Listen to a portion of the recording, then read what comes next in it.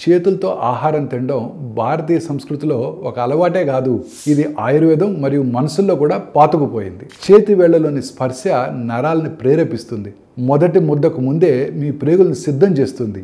ఇది ఇంద్రియ జ్ఞానానికి సంబంధించింది. ఇది గ్రౌండింగ్ మరియు లోతుగా మానవీయమైనది. దేశవ్యాప్తంగా ప్రతి ప్రాంతంలో ఆహార తయారీ వినియోగంలో అనేక రకాలైన వైవిధ్యాలు ఉంటాయి. దక్షిణాదిలో వేళ్లతో సాంబార్ని అన్నంలో కలపడం, లేదా ఉత్తరాదిలో మెత్తని రొట్టెతో దాలును తీసుకోవడం వంటివన్నమాట.